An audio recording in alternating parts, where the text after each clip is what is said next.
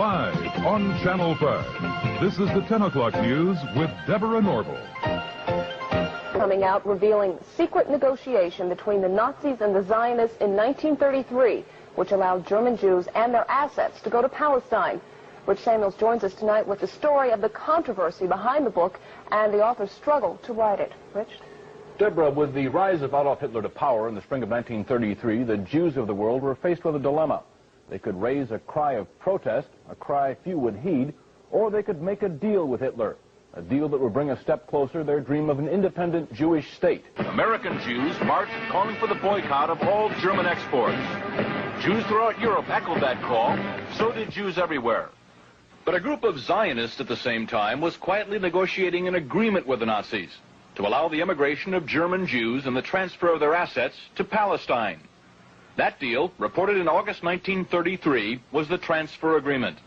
Palestine, sparsely settled by Jews at the time, was radically changed as a result.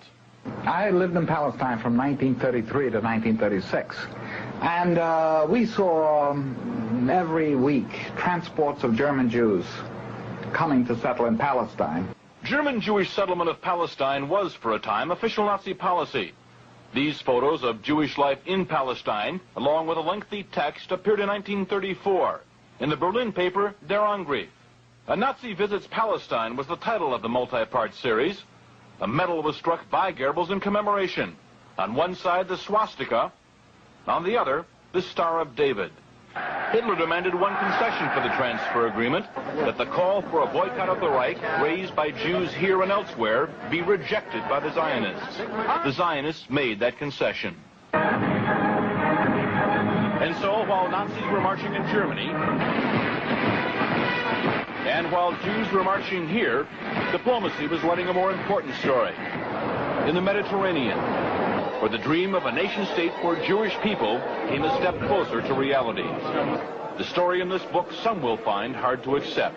You've never been told what the origin of Nazi is.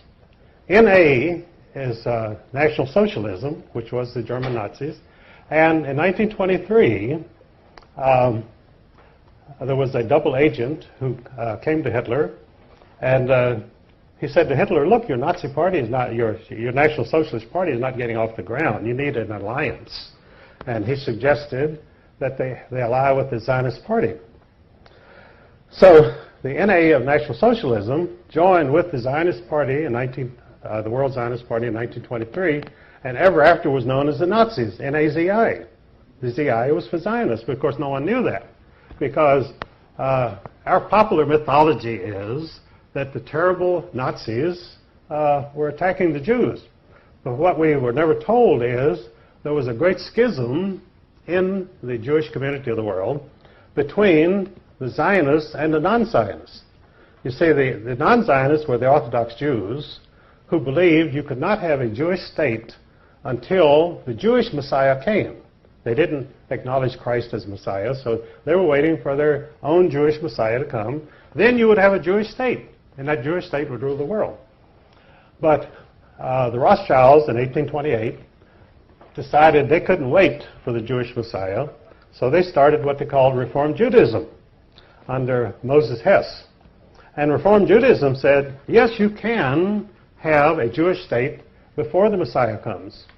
And the reason you could have it was the Rothschilds had made so much money, they said, we'll buy our own state. So the Rothschilds sent people out to the Middle East to have Jewish settlements, and which is today the state of Israel, totally created by the Rothschild money. And so Reform Judaism then became the cause of a great schism between Orthodox Jews and Reform Jews. Now, no one has ever told you this, I'm sure, but you think that the Jewish community is monolithic. In fact, it's split sharply down the middle. But even today, they have riots in the Jewish parliament between the Orthodox Jews and the Reform Jews. And they cannot agree on anything because the basic premise is a fundamental disagreement over whether a Jewish state should even exist today.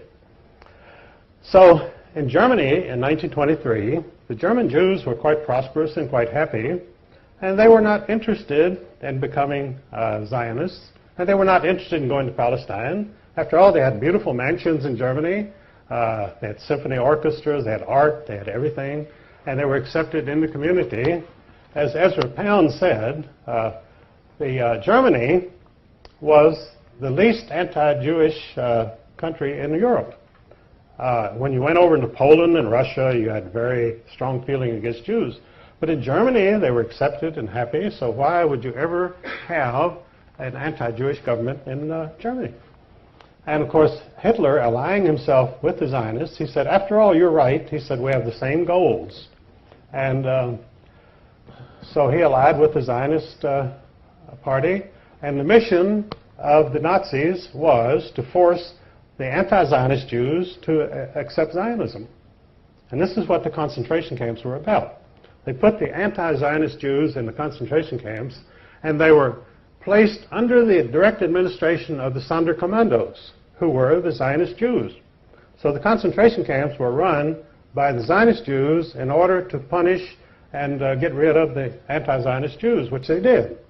And of course, that's a part of the Holocaust that you're never told, that this was a fundamental Jewish disagreement, which the German people, that Daniel Goldhagen wrote a book in which he said all Germans cooperated in their anti-Jewish feeling and the Holocaust, which was not true at all. The Germans did not even know what was going on, most of them.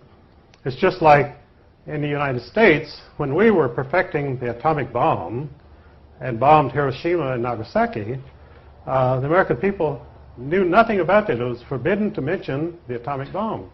I was serving in the Air Force at that time. We never heard of any atomic mission or atomic bomb until the bomb was dropped on Hiroshima.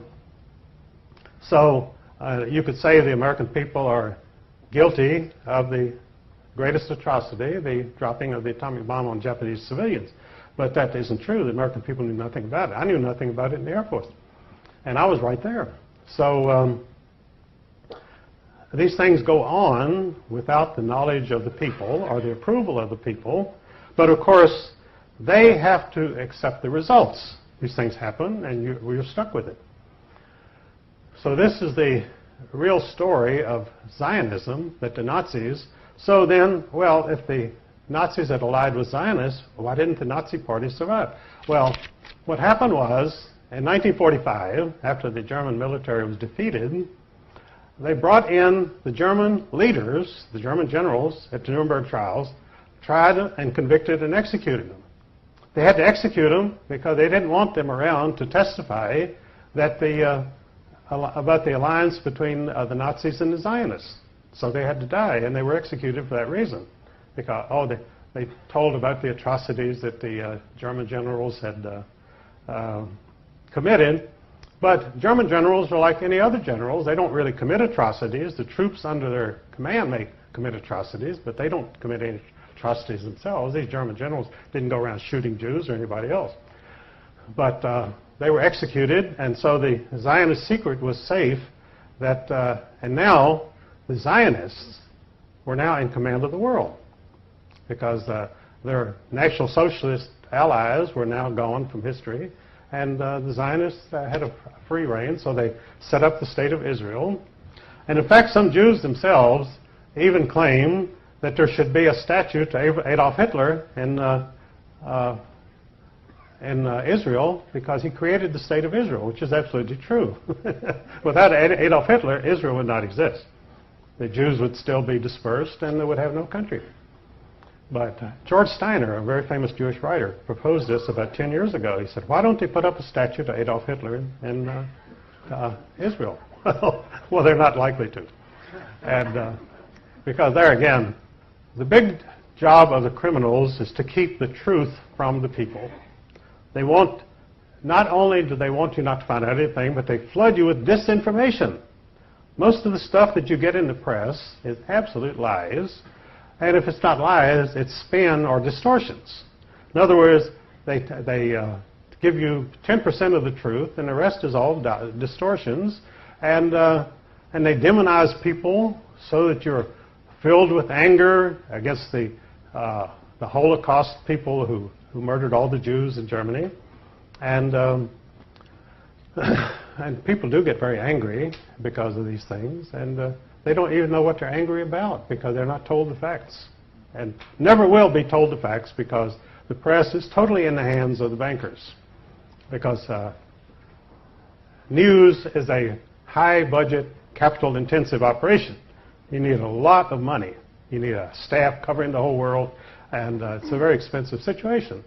So the average truth seeker is not going to start his own television station or newspaper, because he doesn't have the $100 million that you need to even get it off the ground. So we're reduced to meetings like this, which are very good. And we also, God apparently was merciful on us, and he gave us the internet. Because in fact, in the States, we had this total monopoly of television by 3 television networks, which were all controlled by Zionists. And so along came cable, and suddenly we had all new stations and all sorts of controversial programs coming on, which of course the 3 Zionist networks would not touch with a 10-foot pole. And the result was they were left behind. They had 100% of the television audience. They now have 30%, and it's dropping every year. In fact, it's probably less than 30%, but they're cooking the books in order to maintain their advertising revenues to give a totally false picture.